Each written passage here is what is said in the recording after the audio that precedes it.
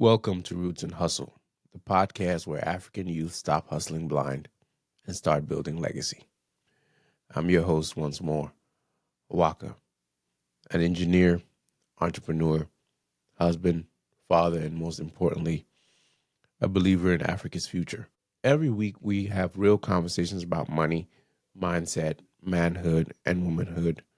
We also showcase the tools we need to break the cycles of poverty and build generational wealth. If you're ready to stop running in circles and start building something that lasts, then you're in the right place. This is more than a podcast. It's a movement. It's Roots and Hustle.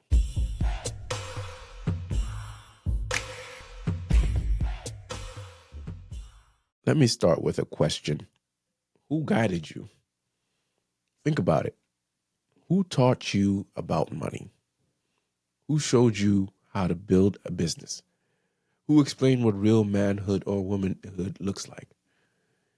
Who gave you the roadmap to life? For too many of us, the answer is no one. We had parents who loved us, but were too busy surviving to teach us how to thrive. We had teachers who drilled us on exams, but never taught us about life.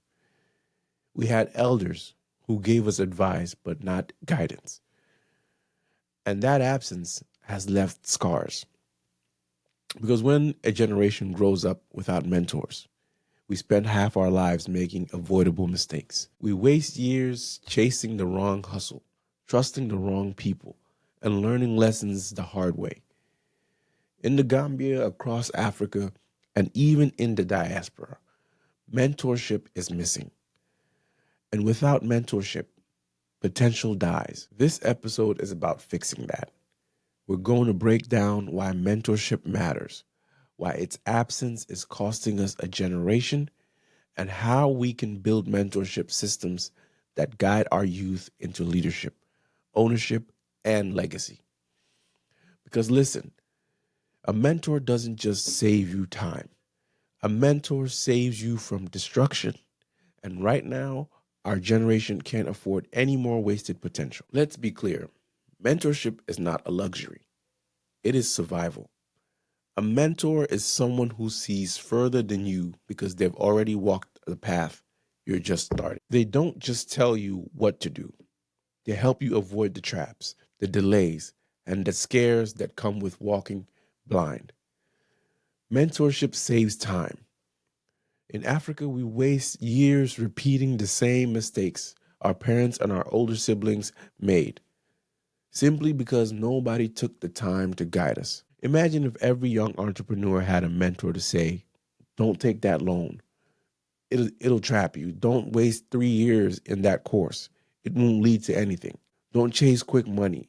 Here's a better plan. How much faster would we grow? Mentorship multiplies potential. Talent alone is not enough. Africa is full of brilliant singers, coders, engineers, and farmers. But without mentorship, their talent dies early. A mentor takes your raw gifts and help you sharpen it into something powerful. Without that sharpening, potential becomes wasted energy. Mentorship protects identity. When you don't have mentors, you copy strangers, you copy celebrities, you copy friends who don't know better. You copy trends that don't last. But when you have mentors, they ground you. They show you who you are, where you're going, and why you must stay the course. Mentorship builds leadership. Every strong leader in history had a mentor. Nobody rises alone. Leadership isn't just talent. It's learned behavior passed down through guidance. But here's the tragedy. In Africa, mentorship is disappearing. We have elders, yes, but too many are locked in their own struggles, or they hoard knowledge instead of passing it down. Some even see young people as competition instead of legacy. That has left a vacuum, a generation growing up without guidance, trying to figure everything out on their own. And when you try to build alone, you waste time, you waste resources, and sometimes you waste your life. Mentorship matters because without it, we stay stuck. However, with it, we leap forward. Let's talk about what happens when mentorship goes missing, because the price we're paying for the silence is bigger than we realize. First is wasted time. Without mentors, we move in circles. A young man spends 10 years chasing dead ends, hustles. A young woman wastes her best years in jobs that don't build her. We repeat the same mistakes generation after generation, thinking we're figuring it out, when in reality, we're walking blindfolded. A mentor could have saved you 5 years with one conversation. But because there was no one to guide you, you learned everything the hard way, through pain, through debt, and failure. And the second thing is the lost potential. The absence of mentorship kills potential early. Thousands of talented Gambian youth, artists, engineers, farmers, coders, their dreams die because no one shows them how to scale, manage, or protect their work. It's not lack of talent, it's lack of transfer. Knowledge that should flow from one generation to the next keeps dying with the elders who carry it. And third, the wrong direction. When there's no mentor, anyone can become your teacher. That's how social media becomes the new university. That's how fraudsters and fake gurus fill the gap. When young people don't have trusted voices to look up to, they start following the loudest ones. They chase clout instead of skill. They confuse attention for success. They build platforms instead of purpose. That's not development. That's distraction. And fourth, we get the emotional burnout. Trying to figure life out alone drains you. You doubt yourself, you lose motivation. A mentor doesn't just teach, they encourage. They remind you that progress takes time. Without that emotional backbone, too many give up before their breakthrough comes. And the fifth is community collapse. When every young person grows up without mentorship, the social fabric breaks down. No accountability, no passing of wisdom, and no shared vision. You can see it today.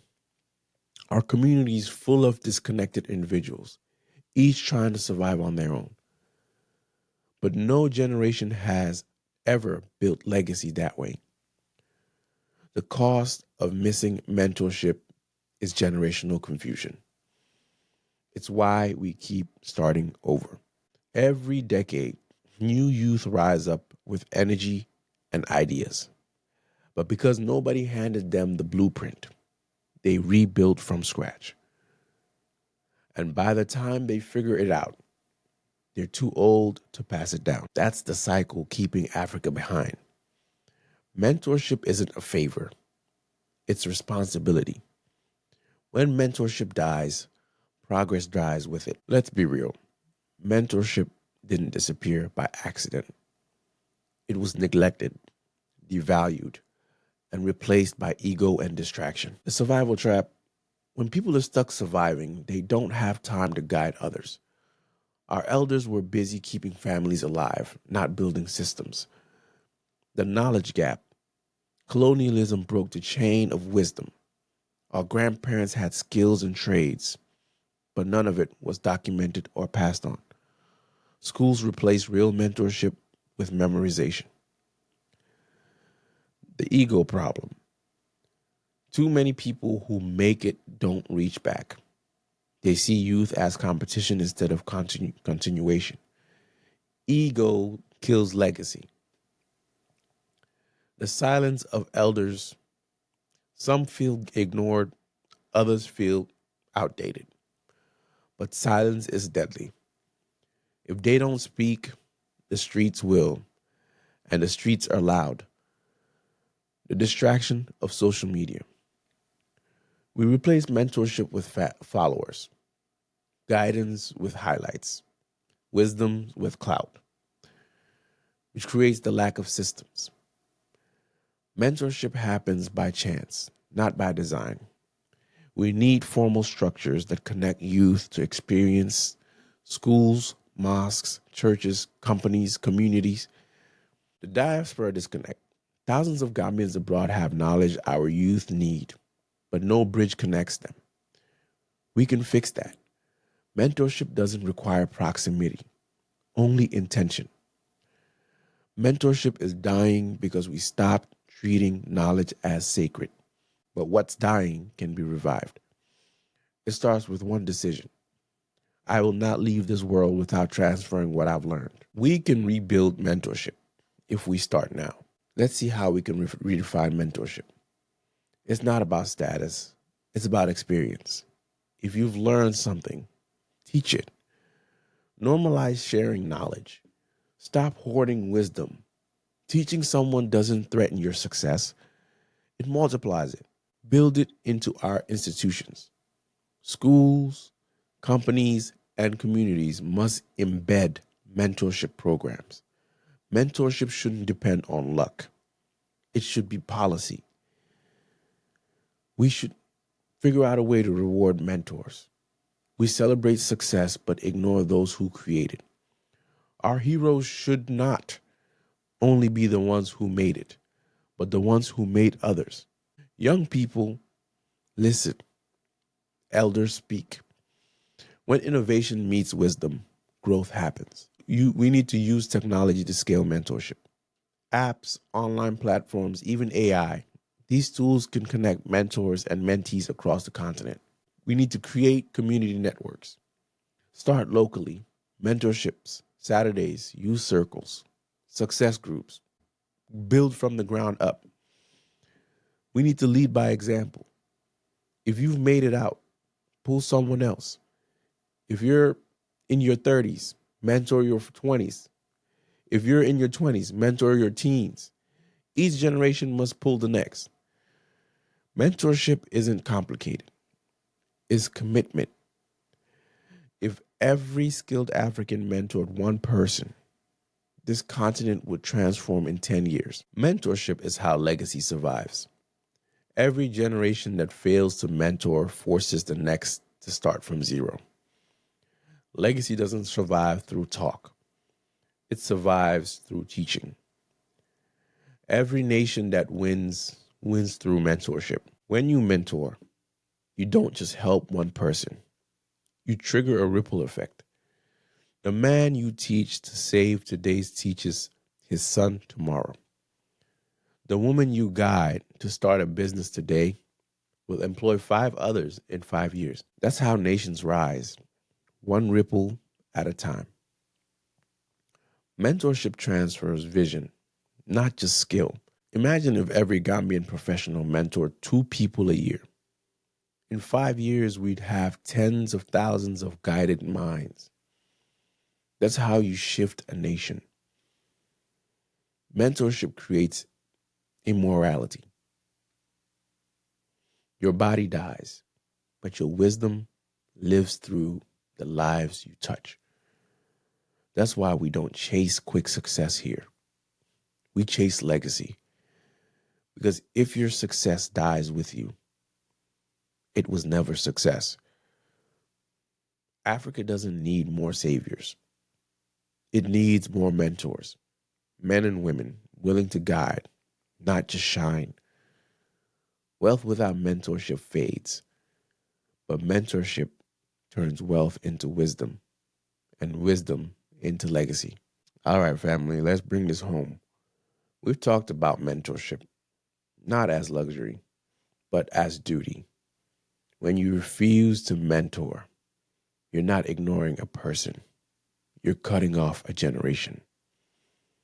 So here's your challenge of the week. Find one person to pour into, be it a cousin, a student, a coworker. Ask them what they're trying to build and guide them. Seek one mentor for yourself. Find someone wiser and humble yourself enough to learn. Share what you know. Either post it, teach it, write it, record it. Don't let your lessons die with you, because every time you mentor someone, you become part of their success story. And every time you find a mentor, you accelerate your own. We are the bridge between the generations. If we don't build it, no one will. Let's make mentorship normal again. Let's make guidance cool again. Let's make building together the new African culture. This is Roots and Hustle. We don't just hustle for money. We hustle for meaning. We hustle for mastery. We hustle for legacy.